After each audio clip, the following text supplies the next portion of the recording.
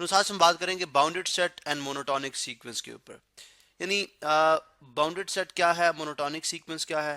देखिए हमने सीक्वेंस की बात की थी। सीक्वेंस एक अरेंजमेंट होती है नंबर्स की जो आप एक खास फार्मूला के तहत लिखते हैं। जैसे मैं यहाँ पे अगर एक सीक्वेंस लिखूं तो a सब n is equal to 1/n, यानी ये एक क्या है, सीक्वेंस मैंने लिख दिया। ठीक है, अब इसमें देखें अगर आप तो जो n है ये हमारे पास क्या है, डोमेन।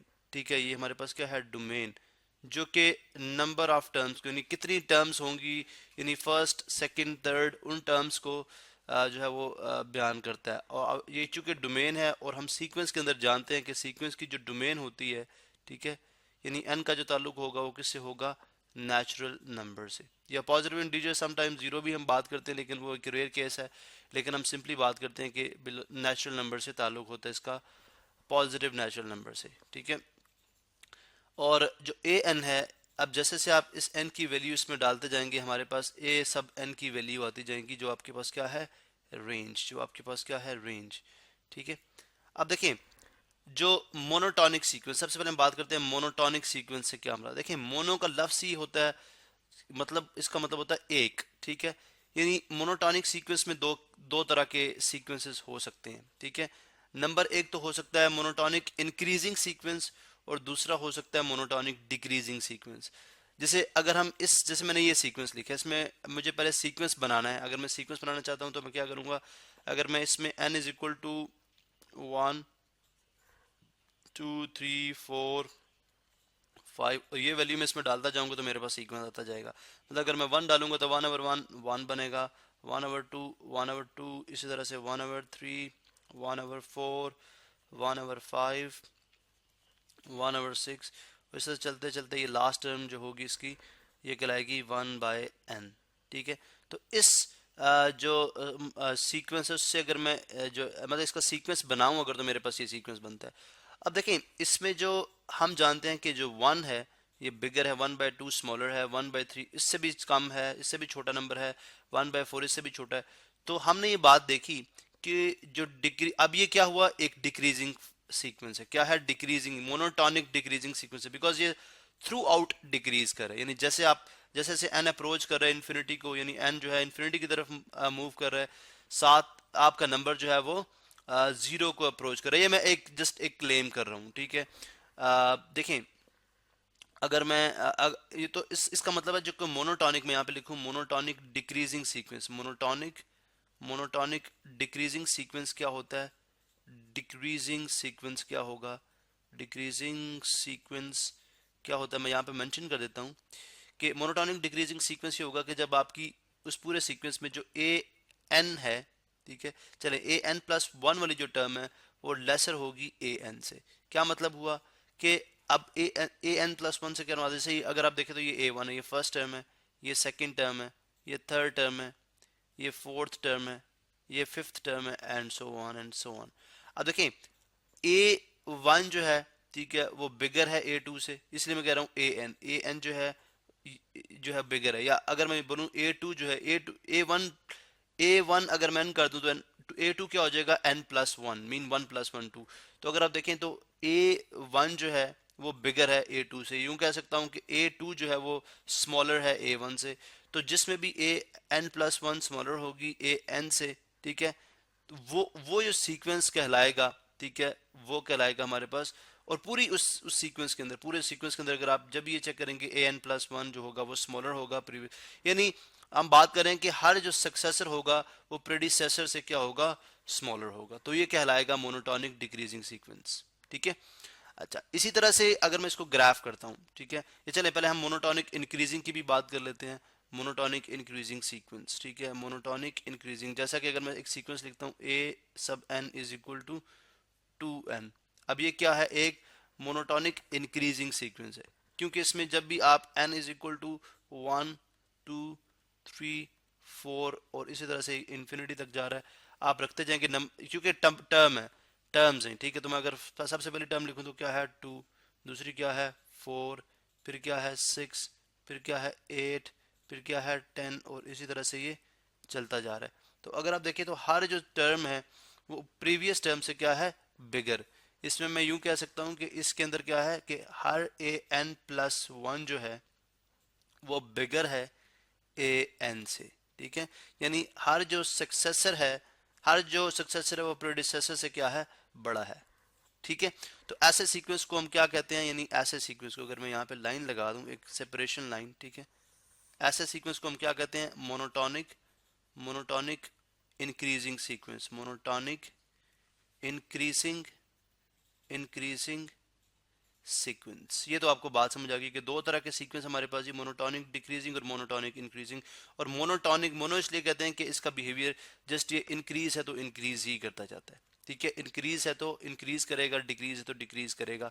और अगर आप एक जो है जो नॉन मोनोटोनिक, चलो हम यू कह लें, ठीक है, उस सीक्वेंस की बात कर लें तो वो अगर मैं ग्राफिकली आपको बता दूं, ठीक है, ग्राफिकली अगर मैं आपको बता दूं लाइक दिस तरह से, ठीक है, चलें इस तरह से अगर मैं ग्राफिकली आपको बता दूं इस तरह से, तो कभी वो डिक्रीज करता है, कभी इंक्रीज करता है, फिर डिक्रीज करता है, फिर इंक्रीज करता है, फिर डिक्रीज करता है, फिर, तो इस तरह का जो सीक्वेंस होता है वो आपके पास नॉन मोनोटोनिक होता है।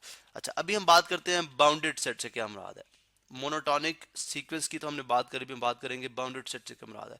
फर्स्ट करें इसी सीक्वेंस को ले लेते हैं, ठीक है, इसी सीक्वेंस को मैं यहाँ से कॉपी कर लेता हूँ और इसको हम पेस्ट करते हैं और देखते हैं।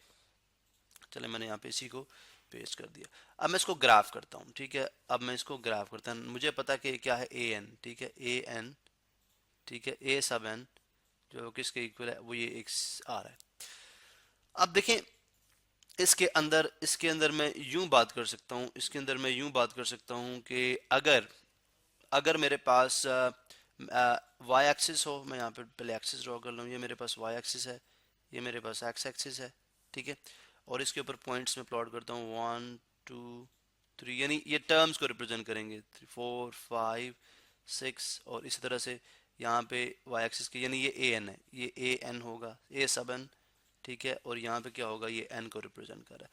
अब हम जानते हैं कि जब आपका एन 1 है तो आपका वाई भी ए एन बी, ए सब एन भी है 1 है। जब एन 2 है तो ए सब एन, यानी अगर ये 1 है तो जाहिर है अगर ये 1 को रिप्रेजेंट करे तो ये किसको रिप्रेजेंट करेगा, मिड में 0.5 को, ठीक है, वो इसको रिप्रेजेंट करेगा आगे, फिर वो और थोड़ा लेसर हो जाएगा, फिर और लेसर, और कम, और कम, और कम होते होते आप देखेंगे कि ये अप्रोच कर रहा है जीरो को। अब इसको इसको अगर देखें आप तो एक बड़ी इंपॉर्टेंट जो बात है इसके अंदर वो ये है कि ये जो आपको सीक्वेंस नजर आ रहा है, ठीक है, ये बाउंडेड है। कैसे बाउंडेड है, आप देखें कि जैसे जैसे एन अप्रोच कर रहा है इन्फिनिटी को, जैसे जैसे एन अप्रोच कर रहा है इन्फिनिटी को, इन्फिनिटी की तरफ जा रहा है, आप देखें कि जो ए सब एन की वैल्यू है ना वो जीरो को अप्रोच करती जा रही है, वो क्या करती जा रही है, आगे जाएगी और इस तरह से क्लोज होती जाएगी, जीरो को अप्रोच करती जा रही है, ठीक है। अब इसका मतलब है कि इसके लिए मैं कह सकता हूं कि ये जो है बाउंडेड बिलो है, बाउंडेड बिलो किससे है, बाय जीरो से, यानी जीरो नीचे से इसको बाउंड कर रहा है, बिकॉज जीरो से कम वैल्यू इस सीक्वेंस में नहीं आ सकती, जीरो से कम वैल्यू इस सीक्वेंस में नहीं आ सकती। आप जो मर्जी टर्म ले लें, जीरो से कम वैल्यू नहीं आएगी। इसका मतलब है चूंकि ये जीरो को रिप्रेजेंट कर रहा है, जीरो को जाहिर कर रहा है, तो मैं लिखूंगा बाउंडेड, अब bounded below by zero, bounded below by zero, bounded bounded below, bounded below by zero, below by zero, ठीक है। और इसी तरह अबव भी देखें आप, अगर अबव में देखते हैं तो आपकी इसकी वैल्यू कभी भी इस सीक्वेंस में कोई कभी भी वैल्यू जो है 1 से ग्रेटर नहीं होगी, मैक्सिमम वैल्यू इसकी 1 हो सकती है लेकिन 1 से ग्रेटर नहीं होगी। अब ये जो मैंने रीजन यहाँ पे बना दिया है, इसका मतलब है इस जो सीक्वेंस है इसकी जो वैल्यूज होंगी वो इस रीजन के अंदर लाई करेंगे, इस रीजन के अंदर लाई करेंगी, ये रीजन के अंदर, ना इससे अबव ना इससे। इसका मतलब है अबव वाली साइड पे मैं लिख सकता हूं कि bounded above by 1, bounded bounded above, bounded above by 1, by 1। अब ये भी आपने जहन में रखना है, ये भी आपने जहन में रखना है, चूंकि एक डिक्रीजिंग मोनोटोनिक डिक्रीजिंग सीक्वेंस है, क्योंकि हमने भी बात की मोनोटोनिक डिक्रीज कर रहा है। मोनोटोनिक डिक्रीजिंग जो सीक्वेंस होता है, ठीक है, और अगर वो बाउंडेड भी हो तो ये आपने याद रखना है कि हमेशा कन्वर्जेंट होता है, यानी किसी एक पॉइंट पे जाके कन्वर्ज करता है, यानी उसको अप्रोच करता है। जैसे अगर आप देखें जो डिक्रीजिंग मोनोटोनिक सीक्वेंस होगा ना, डिक्रीजिंग मोनोटोनिक सीक्वेंस होगा, वो आपने याद रखना है कि वो हमेशा जो उसके ग्रेटेस्ट लोअर बाउंड होगा ना, ग्रेटेस्ट लोअर बाउंड होगा उस पे जाके कन्वर्ज करता है। अब ग्रेटेस्ट लोअर बाउंड क्या है, अगर आप देखें तो ग्रेटेस्ट लोअर बाउंड इसका क्या है, जीरो। तो ये क्या करेगा, लोअर बाउंड, देखिए मैंने बोला जब डिक्रीजिंग होता है मोनोटोनिक डिक्रीजिंग सीक्वेंस में हमेशा ग्रेटेस्ट लोअर बाउंड पे जी एल बी स्टैंड, किस लिए स्टैंड करता है, ये किसका जाहिर करता है, greatest lower bound, greatest greatest lower bound पे कन्वर्ज करता है।